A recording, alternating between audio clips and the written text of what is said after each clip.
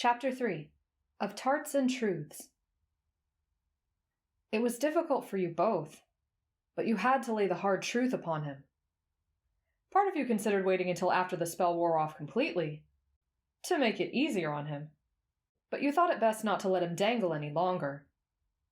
He took it well enough, as dignity and grace were an integral part of his code of self-rule.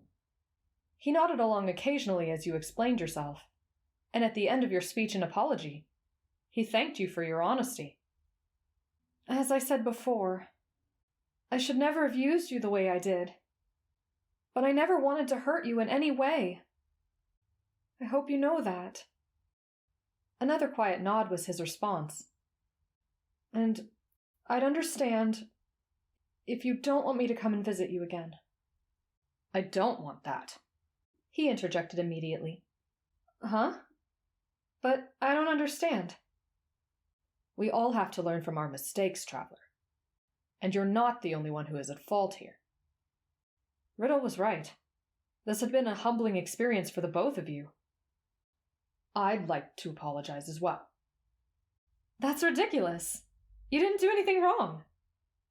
Though I was doing it to win your favor. I do admit to gloating about my success. The more gentlemanly way to go about it would have been to compliment you on your achievements. But instead I succumbed to self-exaltation and tainted our relationship from the beginning. And if it weren't for my intellectual vanity, none of this ever would have happened. Damn, Riddle really was good at everything. Even apologies. I insist you enjoy the New Year's festivities tonight. And if you still feel like it, I'll see you tomorrow. Oh, right! Tonight is New Year's Eve! You had completely spaced on that fact. Though most students weren't back yet, Night Raven always held a modest banquet, followed by a display of fireworks in the courtyard. Your face reflected excitement at the reminder, but then fell immediately when you realized poor Riddle would be trapped here alone with the night nurse. He would miss the whole thing because of you. I know what you're thinking. He crossed his arms, scrutinizing your face. And don't worry about me. I can see the fireworks from the window, and there are always leftovers for a few days after the banquet. Well, what's wrong with celebrating here with you? Absolutely not. He scowled, though his stomach did a happy somersault at the idea. I won't have you ruin your holiday because you feel some obligation to me. I release you from it. You shook your head and rolled your eyes at his stubbornness. You're not my house warden, Rosehearts. You planted a defiant hand on your hip and grinned at him. I'll be back tonight. I said. Who else am I going to party with? Azul? He actually smirked at that. When he made no motion to object further, you turned on your heels. I'll see you after dark. But no visitors are allowed after sunset. When have school rules ever stopped me before? Meet me on the balcony. You can get out, right? You sent Riddle a Magicam message as you packed up his gift. I'm sure the nurse won't mind me watching the fireworks on the terrace. How are you going to get in? Don't you worry about that. Just come outside a few minutes before the fireworks start. Make sure to bring a proper jacket. It's supposed to drop below freezing tonight. Thanks, Mom. He pursed his lips at the phone, puzzling how you were going to get past the night nurse. Maybe he should politely beg for her permission, he contemplated. Because honestly, if this week were any kind of indication of how dauntless you could be, he wouldn't put it past you to scale down from the rooftops to keep your promise. Or worse, if you assaulted the night nurse with some kind of sleeping draught, it could land you in heaps of trouble with the head mage. But you wouldn't do either of those things. Right? He was pacing a little bit in anticipation before the time finally came. He alerted the night nurse of his impending whereabouts, and she shooed him off without question. He was set to be released tomorrow from observation anyway, so she probably figured he only needed minimal supervision from here on out. Wrapping a blanket around himself, he stepped outside onto the small parapet, overlooking the courtyard from a distance. It was chilly enough to see his breath, and a light flurry of snow was beginning to fall. He peered into the window of the infirmary, to see if you were attempting to sneak past the staff. When nothing seemed to be amiss, he looked up and around the slanted rooftops, letting out a breath when he didn't find you senselessly climbing down from above. By now it was approximately 8 minutes until the fireworks were scheduled to begin. Where is she? He approached the balcony's edge, placing his palms on the flat stone, and squinted out into the night. It was then a giant shadow rose up, inches in front of him, sending Riddle stumbling backwards with a yelp. Ah! Did somebody call for delivery? Your voice lit up the tiny outdoor space, and the startled redhead looked up to find you perched on your broomstick. Traveler. It's far too dark out to be flying a broom, he scolded, catching his breath after the scare. What if you fell and got knocked unconscious? It might take until morning or midday to find you. Or if a stray firework came and— Oh, relax, Riddle! You flicked your wrist in a carefree fashion, and he felt a spike of anxiety the instant you removed that hand from its secure place on the broom. I'm the best flyer in the class. Come over here quickly. He reached out hastily but carefully, trying to coax you safely onto the balcony. We're over 6 stories up. It was all you could do to not chuckle at his mother hen ways. It was almost endearing. You know, in a relentless, annoying kind of way. But you eventually chose to obey his demands, hearing him let out a sigh of relief when you landed. You know, sometimes you can be too reckless, traveler. I figured you'd find this a preferable alternative to knocking out your night nurse and staging a breakout. So she would have done that! Riddle's eyes widened in alarm and you laughed. I'm kidding! You laughed, and he let out an uneasy chuckle in return. Yes. Of course I knew that. He watched you lean your broomstick against the brick wall and returned to his side, sitting beside him on the stone bench. So how was the banquet? Oh, I didn't really go. I only caught the tail end of it and grabbed some food on my way here. What? Why? This is why. You answered, shrugging your overstuffed backpack off your shoulders. I made you. You pulled out a tiny box and placed it in front of him. A strawberry tart. He cast you a sidelong glance, eyebrows curled upwards, and you answered his nonverbal question before he could ask it. Trey told me they were your favorite. It's a touching gesture, traveler, really. But what makes you think I'd trust any more food from you?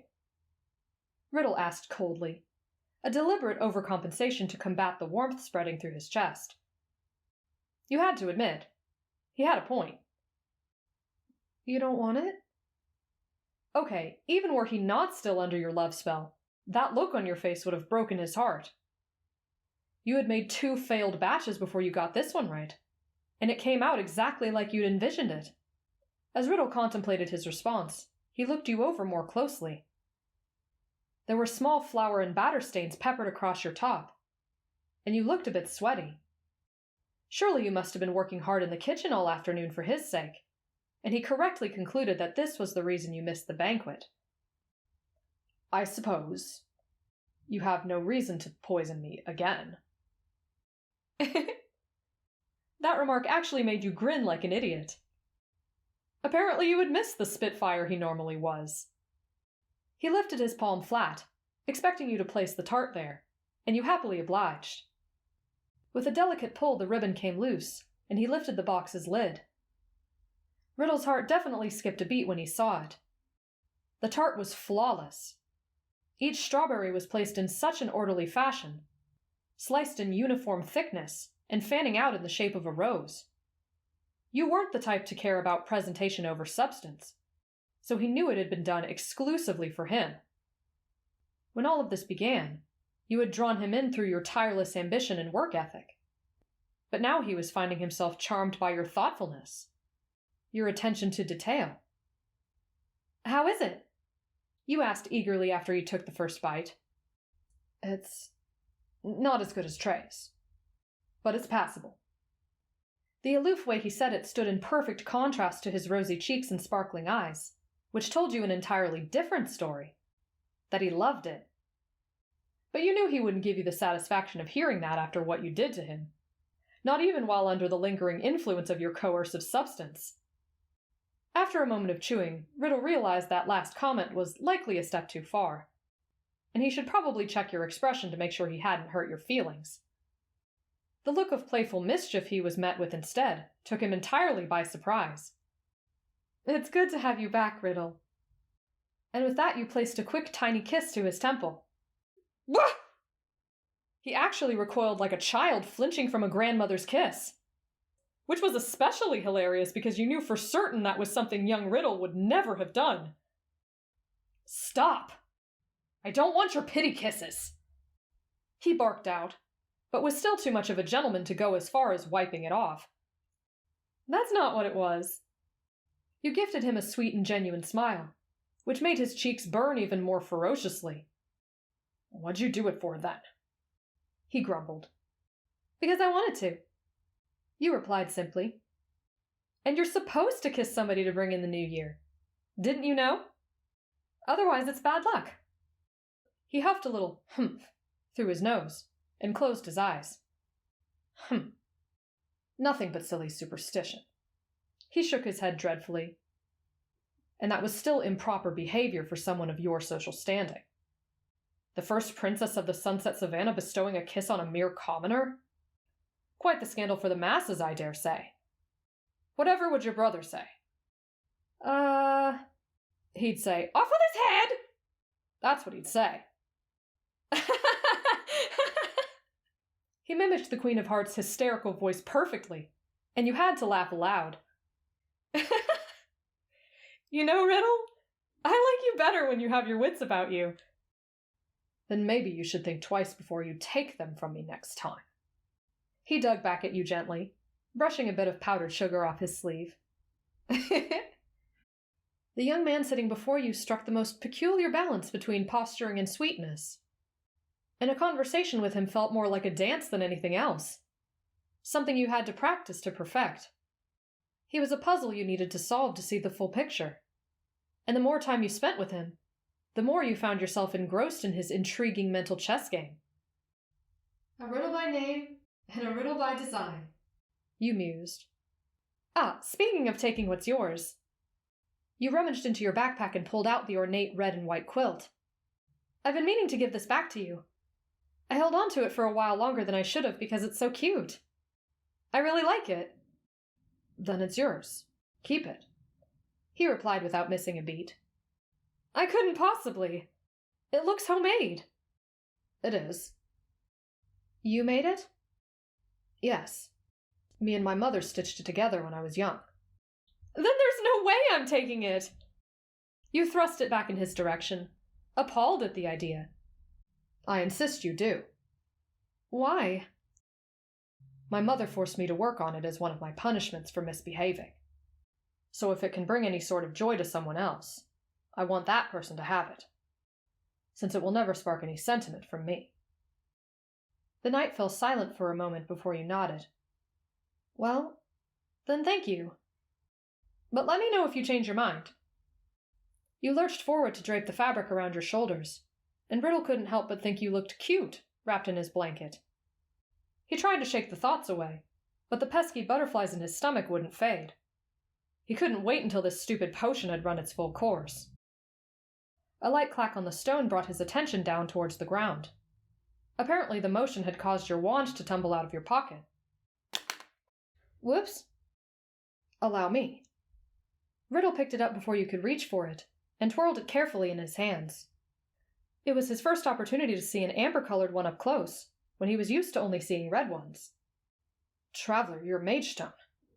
He displayed it before you so it caught the window's light, and you saw the shining yellow thing had a considerable inky stain around the center. "Oh, wow.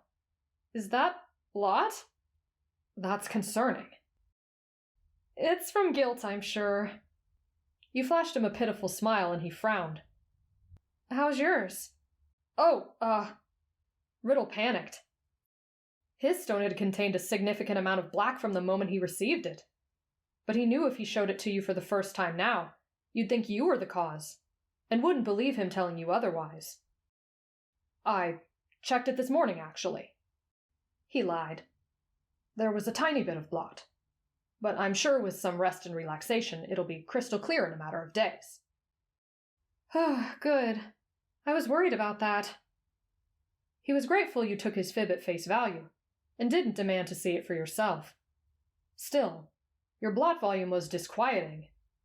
He'd caught a glance at it once or twice when he found you sleeping in the library, but from standard distance it appeared clear at the time, which meant you had really torn yourself up over his illness, and it made Riddle regret not being gentler with you throughout this whole mess. Traveler. The first firework shot up above the courtyard at last, lighting your faces in purples and greens. It's about time. I thought they were never going to start. A series of colorful explosions, moving mermaid tails, and miniature dragons took to the sky. Ooh, I love the crackly ones! Those are my favorite! You exclaimed. Mine too. He agreed, fiddling with his hands. Traveler. About what I said earlier. He waited until he had regained your attention before continuing. I like the tart. A lot. Really. I was just being difficult before. No shit, Captain Obvious. You thought to yourself, but decided not to tease him about it, since it clearly took a lot out of him to admit that to you. That's good to hear, since there's more where that came from. There's more? He lit up like a child on Christmas morning. I made 6, actually. They just all wouldn't fit in my bag. Thank you. I'll cherish each and every one of them. You both returned your focus to the sky, at least until something started distracting him. It was too dark in the shadow behind the bench to see, but something kept touching his arm. Were you playing a prank on him? Something keeps bumping me. Oh? Sorry, that must be my tail. It starts to move on its own when I'm happy. So it's a good thing, I guess. You shrugged with a smile. You're happy? Stuck up here with me? He asked it in a more demure way than you thought the prickly redhead was capable of. Apparently. The tail doesn't lie. You whacked him with it lightly and he chuckled. Oh, that reminds me. I had one more thing I wanted to give you. Instead of your backpack, this small round vial was nestled safely in the confines of your pocket. He recognized it immediately. Since we already know it works, and I'm never going to use it again, I figured you should have it. You bit your lip and made a face. If you do decide to take your revenge, at least promise not to do it right before a big exam, okay? Riddle shook his head. I'll accept the tarts, Traveler, but not the potion. He scooted closer to you and leaned in. I will, however. He plucked it from your hand swiftly with 2 fingers. Confiscate it as school contraband. Such is my duty as house warden. The both of you smirked, turning your gazes back towards the fiery spectacle. They were exploding at quicker intervals now, signaling the show's impending finale. A brilliant cascade swept into the sky, dancing and ending with a glimmer of the New Year's numbers, before fizzling out into blackness with a pop. Once the distant cheers died down, there was nothing left but silence, and wisps of pale smoke dissipating on the air. What now, you wondered? What was there to say after what you'd been through together? In such a short time, you had shared love, animosity, guilt, embarrassment, and laughter. You understood one another now in a way you couldn't describe to anyone else. And for better or for worse, you were bonded because of it.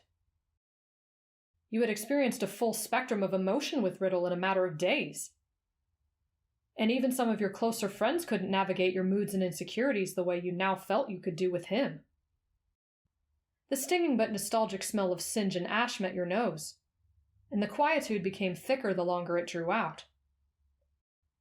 Guess it's over, isn't it? By your tone, Riddle knew you were talking about more than just the fireworks. You should get some rest. If the nurse catches me, I'm doomed. The young man stood and watched you grab your broom, wanting to stop you, but unable to come up with the right thing to say. Adorned in your backpack, you stepped up to the ledge and looked backward when you heard him utter your name. Traveler, about your blot. Is there anything I can do? You can eat your damn tarts without complaining, you stubborn mule. You sassed, and he nodded with a weak smile.